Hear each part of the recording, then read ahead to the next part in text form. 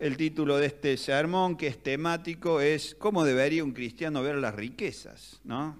Tanto se habla hoy en día del Evangelio y la prosperidad dentro de las iglesias. ¿Cómo debería un cristiano ver las riquezas realmente? ¿Qué es lo que dice la Biblia? Como todos los temas, la visión cristiana de la riqueza debe derivarse totalmente de las Escrituras, no debe derivarse de algún material extra bíblico. Recuerde que es la Biblia nuestra regla de fe y conducta.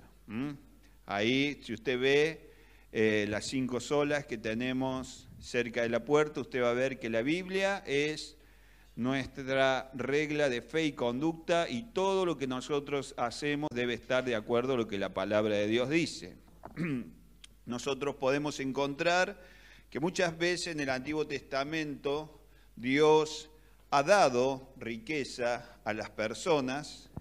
A Salomón, por ejemplo, se le prometió riqueza y se convirtió en el rey más rico de la tierra. Nosotros vemos eso en Primera de Reyes 3:9 al 13, dice: da pues a tu siervo, Salomón hablando, a tu siervo corazón entendido para juzgar a tu pueblo, para discernir entre lo bueno y lo malo, porque ¿quién podrá gobernar tu pueblo tan grande?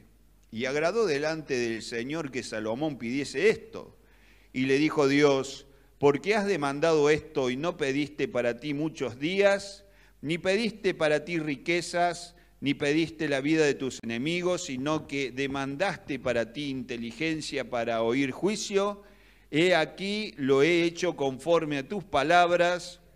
He aquí que te he dado corazón sabio y entendido, tanto que no ha habido antes de ti otro como tú, ni después de ti se levantará otro como tú.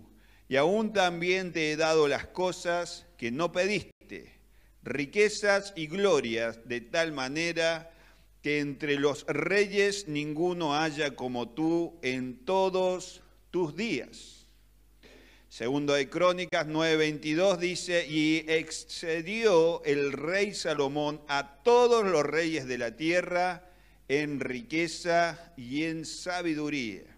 Bien, David dijo también en Primera de Crónicas 29:12: las riquezas y la gloria proceden de ti, refiriéndose al Señor, y tú dominas sobre todo. En tu mano está la fuerza y el poder, y en tu mano el hacer grande y el dar poder a todos. Ahora bien, no solamente David y Salomón fueron bendecidos con riquezas en el Antiguo Testamento. También lo vemos a Abraham, a Jacob, a José, el rey Josafá y muchos otros que fueron bendecidos por Dios con riquezas. Sin embargo, el pueblo judío fue un pueblo elegido con promesas y recompensas terrenales. Recuerden que ellos eran una nación elegida y se le dio una tierra y todas las riquezas que esta tierra producía.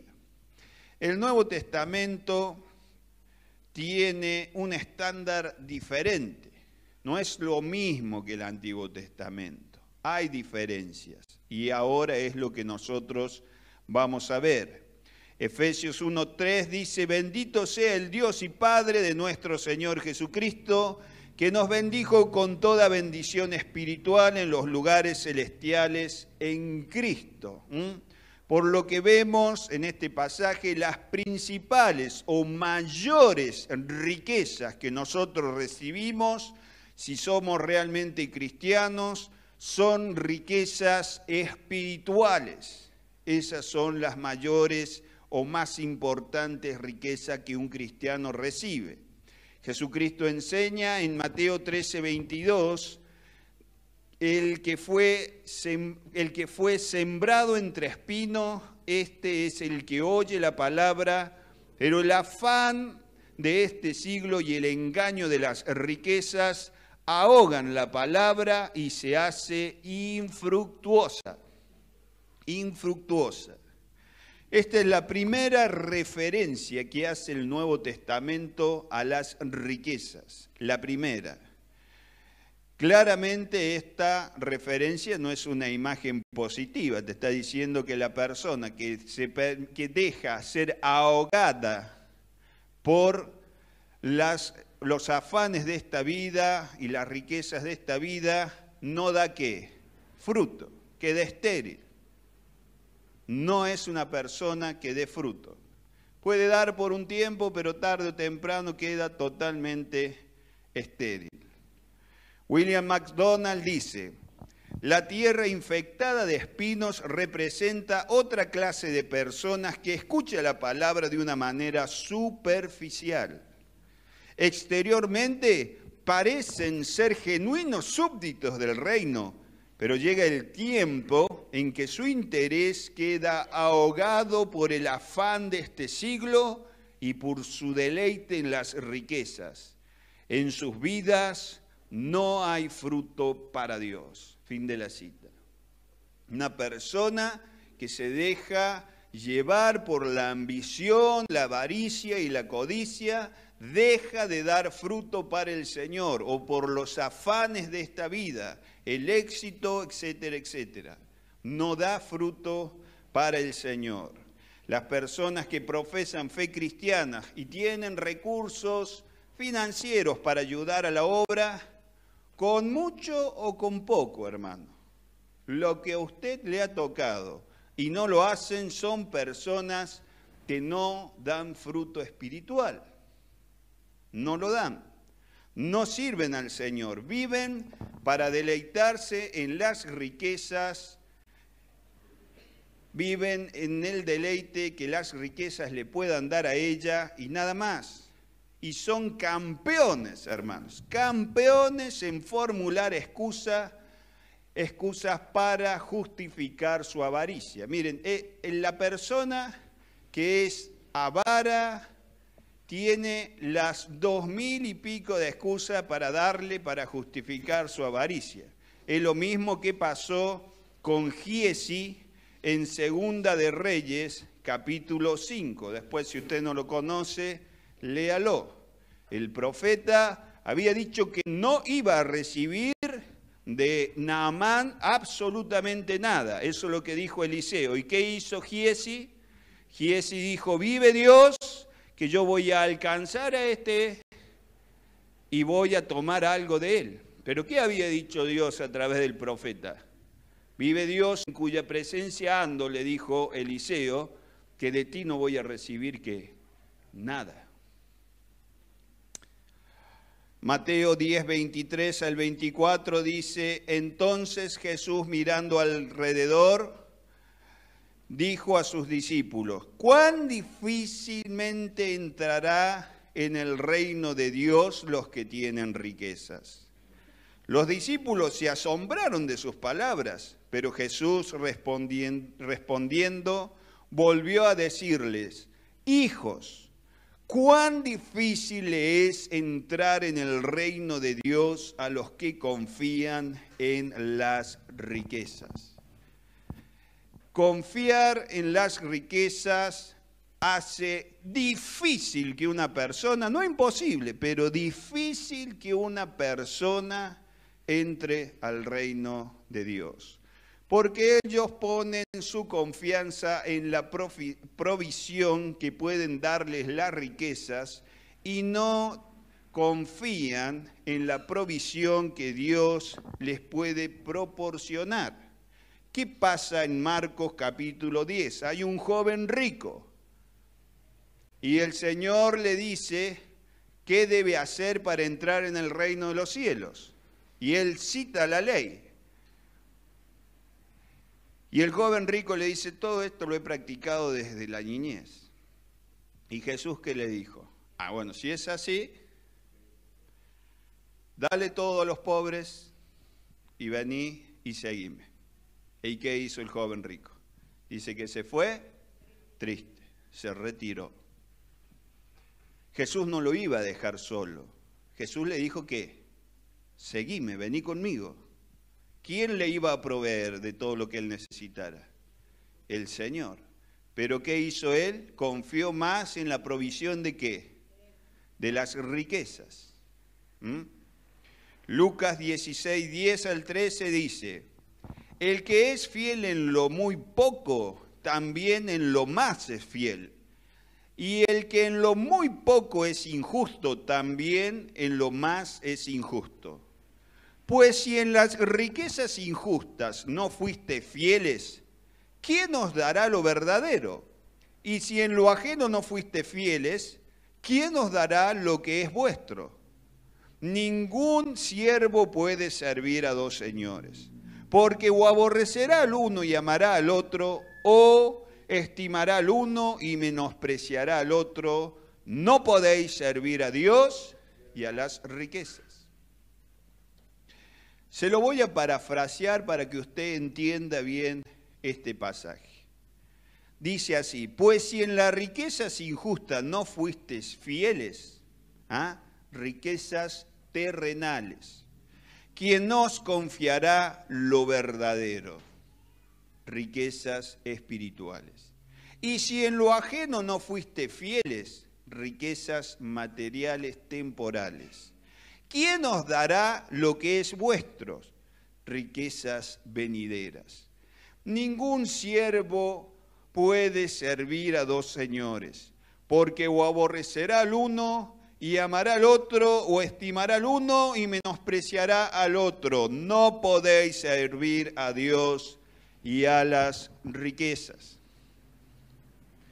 La Biblia de Estudio Reformada dice: o el Dios viviente o el dinero pueden reclamar ser nuestro amo, no ambos.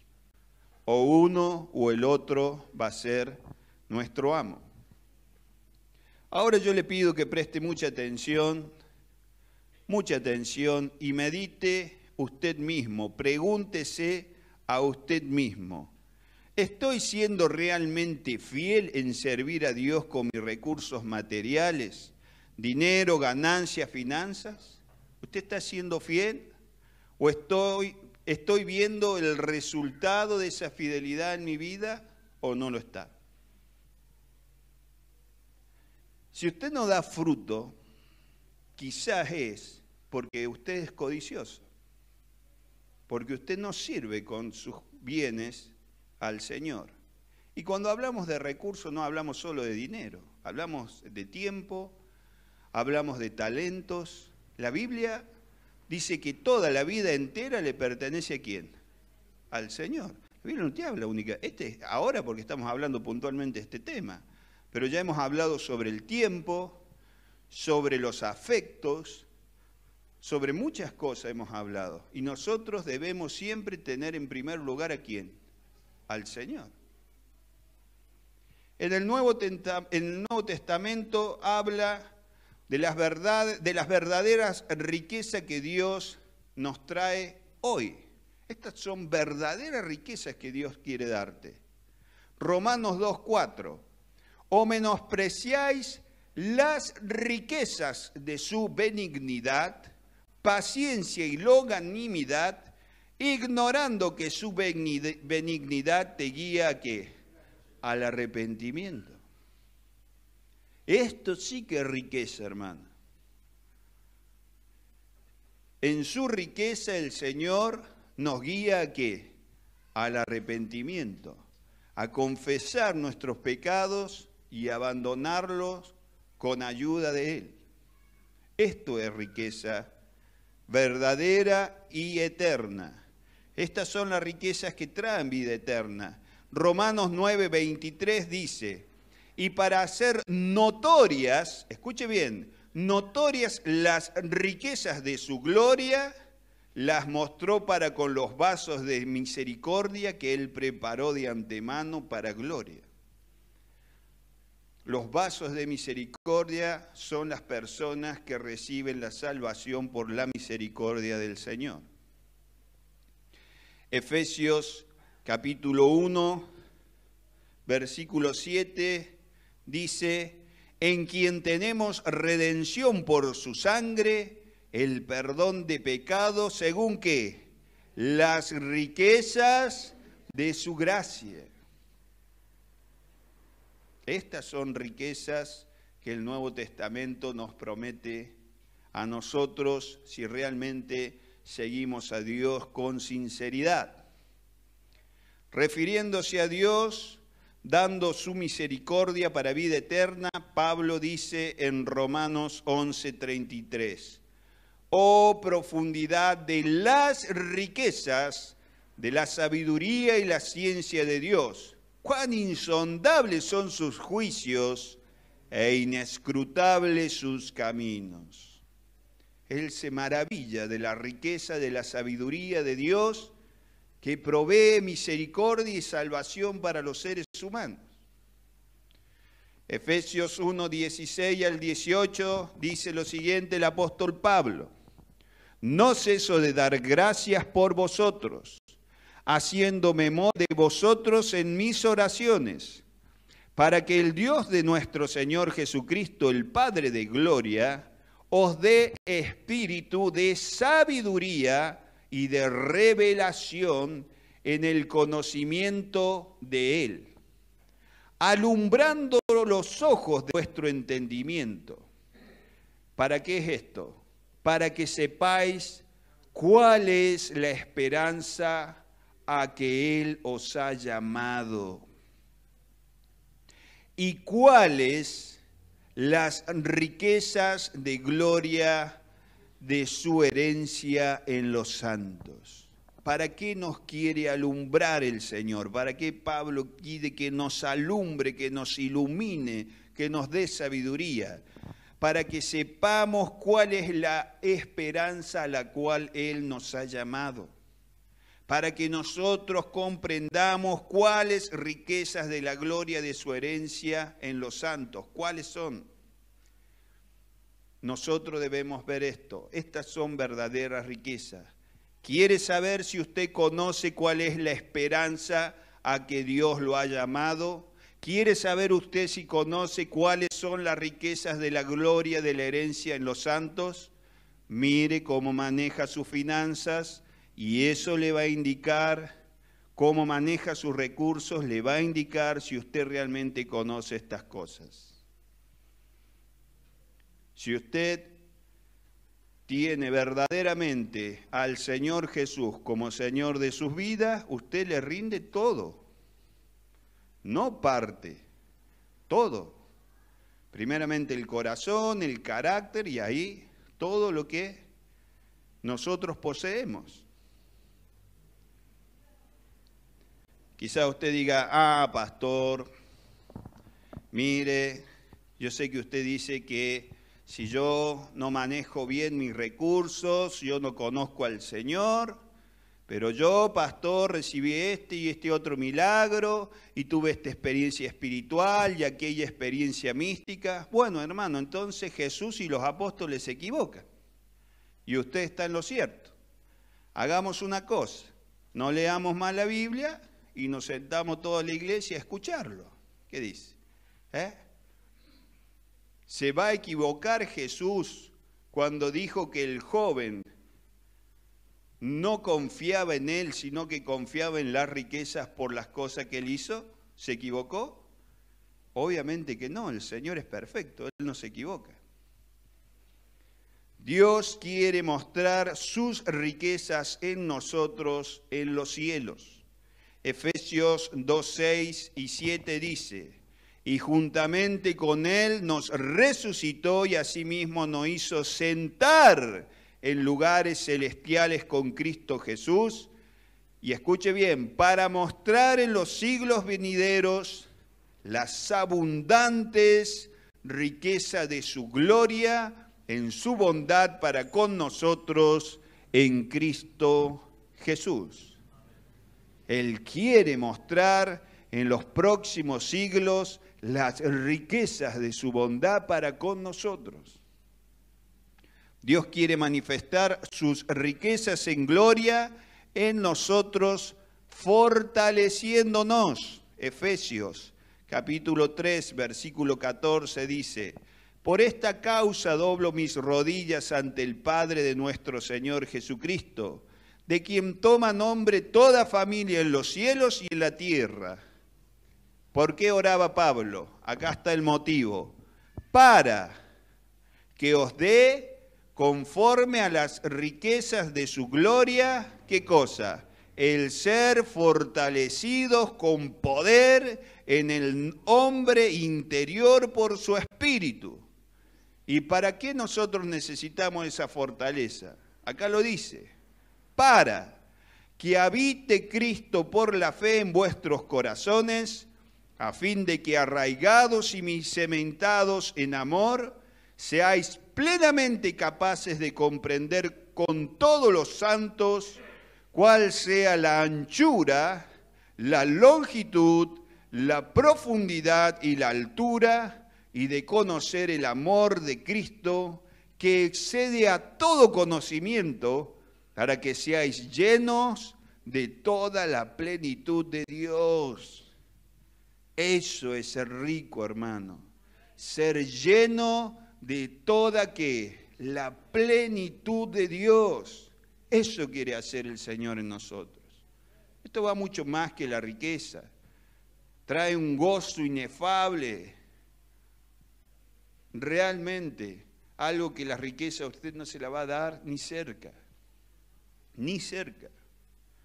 Filipenses 4:15 al 19, Pablo nos enseña cómo Dios suple las necesidades de aquellos que sirven de forma generosa y sacrificial. Mire lo que dice. Filipenses capítulo 4, versículo 15 al 19.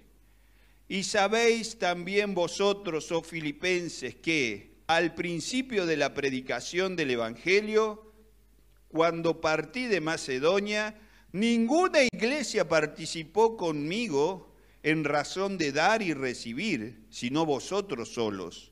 Pues aún a Tesalonia me enviaste una y otra vez para mis necesidades. No es que busque dádivas, sino que busco fruto que abunde en vuestra cuenta. Pero todo lo he recibido y tengo abundancia, estoy lleno, habiendo recibido de Epafrodito lo que enviasteis, olor fragante, sacrificio acepto, agradable a Dios. Mi Dios, pues, suplirá todo lo que os falta conforme a sus riquezas en gloria en Cristo Jesús. William MacDonald en el versículo 19 del último versículo dice lo siguiente. Ahora Pablo añade el versículo que es quizás mejor conocido y más querido de todo este capítulo. Deberíamos observar que esta promesa sigue a la descripción de la fiel administración de ellos. En otras palabras, por cuanto ellos habían dado de sus recursos materiales hasta el punto de poner en peligro su propia provisión, Dios iba a proveer a todas sus necesidades. Cuán fácil es sacar este versículo de contexto y aplicarlo como un blando algodón para cristianos que están desperdiciando el dinero en sí mismos con muy poca consideración por la obra de Dios. Fin de la cita. Estas personas proveyeron a Pablo al punto de casi poner en riesgo su propia provisión. ¿Y para qué le proveyeron a Pablo? Para que él predicase ¿qué? El Evangelio en todas partes. Para eso. Para que él hablase del arrepentimiento y de la fe en ¿quién? En Jesucristo, además a otras personas. Porque a eso se dedicaba Pablo. Si usted tiene alguna duda, busque Hechos 20:21 y Hechos 26:18 y usted va a ver que el ministerio de Pablo estaba centrado, cuando él tiene que hacer un resumen de su ministerio, está centrado en la predicación del arrepentimiento y la fe en Jesucristo para salvación de los hombres. Por eso también, si usted quiere ayudar a la obra del Señor, apoye a ministerios que tienen esto como central. La predicación del arrepentimiento y la fe en Jesucristo. John MacArthur dice lo siguiente: Pablo considera aquí todas las necesidades materiales de los filipenses, quienes al parecer quedaron con pocos recursos debido a su regalo generoso. Conforme a sus riquezas, Dios prosperaría a los filipenses en proporción a sus recursos infinitos, no solo con una cantidad predeterminada de sus riquezas. Proverbios 3:9 dice: honra a Dios con tus bienes y con las primicias de todos tus frutos, y serán llenos tus graneros con abundancia y tus lagares rebosarán de mosto. Fin de la cita. Usted sabe quién es John MacArthur. No es una persona que predique el Evangelio de la prosperidad, pero acá nos está diciendo que Dios va a suplir a aquellas personas que dan de forma generosa para propagar el mensaje de la Biblia a otras personas. Y dice que Dios le va a dar conforme a sus riquezas en gloria. Una cosa es que Dios nos dé de sus riquezas en gloria y otra cosa es que nos dé conforme a sus riquezas en gloria. Yo le voy a decir la diferencia. Supóngase el caso que yo tengo $1.000 millones y viene Manuel y me pide algo y yo le digo: sí, Emanuel, yo te voy a dar de mis riquezas. Agarro una moneda de $1 y le digo: toma, Emanuel. Y yo le he dado de mis riquezas. Pero si yo le digo: Emanuel, yo te voy a dar conforme a mis riquezas, lo vuelvo millonario él también, ¿me entiende? Dios no da de sus riquezas, Él da conforme a sus riquezas. Es mucho más que dar de sus riquezas. La Biblia de Estudio de la Reforma dice lo siguiente: como se deja enfáticamente claro en el versículo 18, Pablo es provisto ampliamente y no quiere ejercer más presión sobre los recursos de la iglesia. Sin embargo, la mayor causa de regocijo de Pablo no es que sus necesidades han sido cubiertas plenamente. Más bien, él percibe que las dádivas de los filipenses son un acto de adoración agradable a Dios y sabe que a Dios a su vez los bendecirá. Cuando dice todas vuestras necesidades, se refiere tanto a las necesidades materiales como a las espirituales. La promesa es para los que están en Cristo. Fin de la cita. Cuando una persona es generosa para con Dios, obviamente que Dios no va a quedar en deuda con la persona. Vuelvo a repetir, no creemos en el Evangelio de la prosperidad en esta congregación. No creemos que la forma de dar es: Señor, yo te doy para que vos me des. No es así.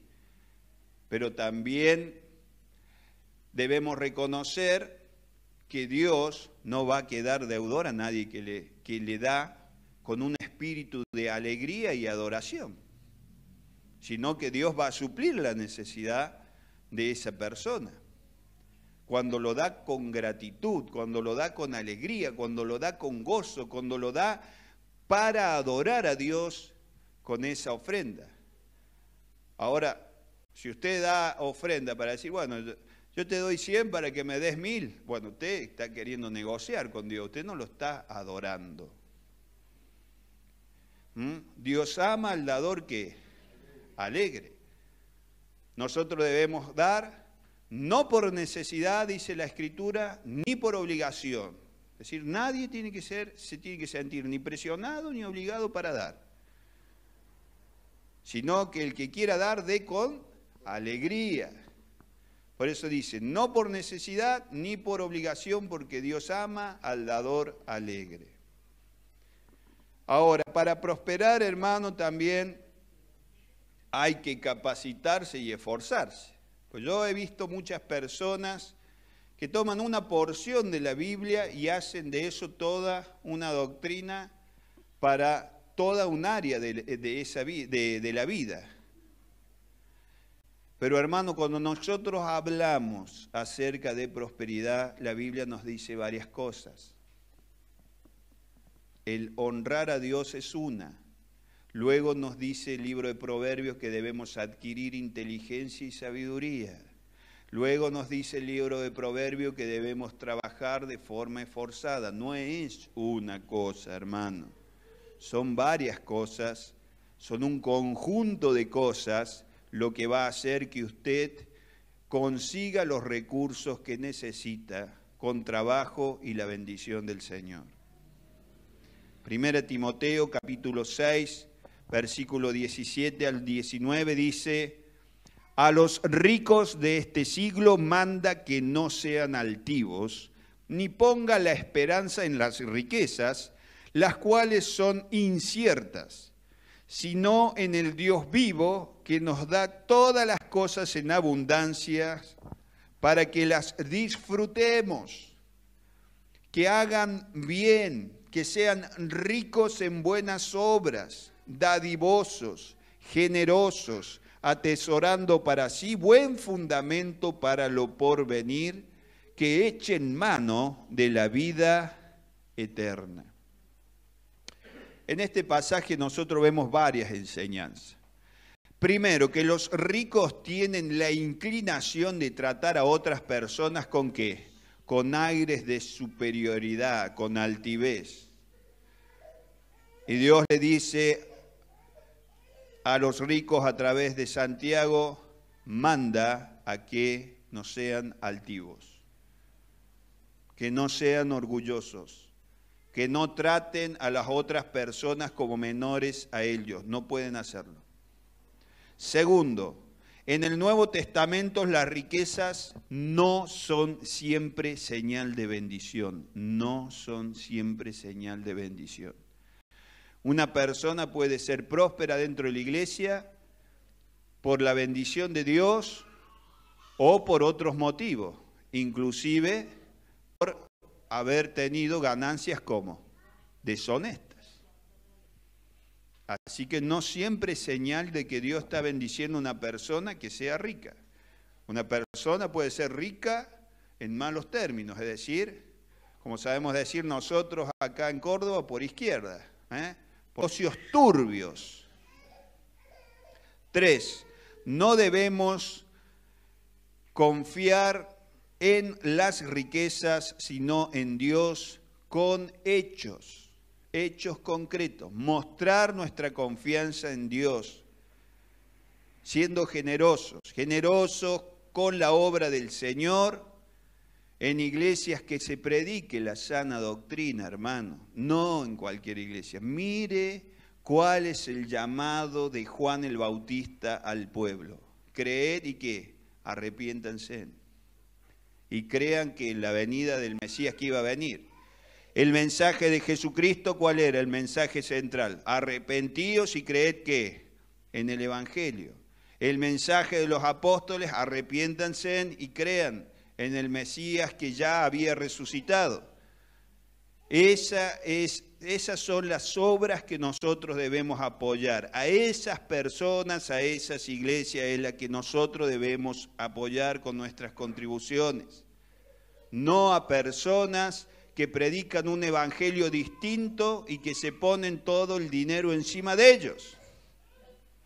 Tenemos que tener ese discernimiento. Cuarto, Dios nos da gozo también a través de la provisión material, porque Él dice que Él nos da todas las cosas ¿para qué? Para que las disfrutemos. Si usted es una persona bendecida materialmente, usted no tiene por qué no disfrutar de lo que usted recibe de parte del Señor. Si lo gana honestamente, ¿por qué no lo va a disfrutar? También puede disfrutar. Claro que sí. 5. Debemos ser ricos en buenas obras, dadivosos y generosos. Dadivosos y generosos. 6. Recibiremos recompensa eterna por ser ¿qué? Generosos. Usted es una persona generosa, es un buen administrador con su dinero y también es generoso para la obra del Señor, para las personas que realmente lo necesitan. Usted atesora recompensa en el cielo. Santiago 5, del 1 al 4, nos da la advertencia sobre las riquezas que fueron ganadas injustamente.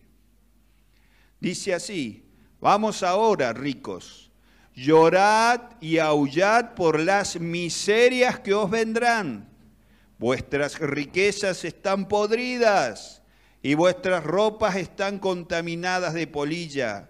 Vuestro oro y plata están enmohecidos y su moho testificará contra vosotros y devorará del todo vuestras carnes como fuego.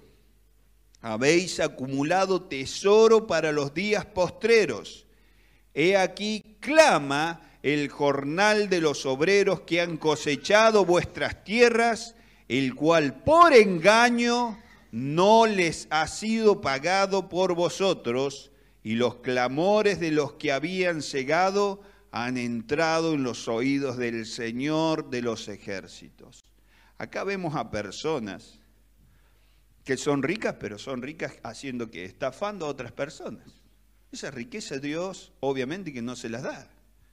Y son una maldición para esa persona. Mira, hermano, usted quiere ganar algo de forma indebida o agarrar algo en forma indebida y no le salió, dele gracias a Dios. Fue Dios que lo guardó y no permitió que usted hiciera eso. Las riquezas, la bendición material que Dios da, siempre la da de forma íntegra, no cometiendo delitos, hermano. Para finalizar, quiero llegar a una conclusión que da la página God Questions. Si usted no la conoce, God Questions es una excelente página en la que usted puede buscar respuestas. Yo varios de los versículos los saqué de ahí, me encantó el estudio que tiene acerca de la vida económica y dice lo siguiente: Dios no condena a nadie por tener riquezas. Las riquezas vienen a personas de muchas fuentes, pero Dios da graves advertencias a aquellos que la buscan más que a Dios y confían en ellas más que en Dios. Su mayor deseo es que nuestros corazones busquen las cosas de arriba y no las cosas de esta tierra. Esto puede sonar muy alto e inalcanzable, pero Pablo escribió: todo lo puedo en Cristo que me fortalece. Filipenses 4:13. El secreto es conocer a Jesucristo como Salvador y permitir que el Espíritu Santo conforme nuestras mentes y corazones a los suyos. Hermanos, si nosotros queremos prosperar, usted quiere progresar, no tiene nada de malo. Al contrario, está dentro de la voluntad del Señor. Lo que Él no quiere que usted busque más las riquezas que a Él, que confíe más en las riquezas que en Él, que no lo honre con sus bienes, porque usted lo recibe de su misma mano. Como dijo Salomón: ¿quiénes somos nosotros para darte semejantes cosas? Y todo lo que te damos lo recibimos ¿de dónde? De tus manos. No puede retenerlo.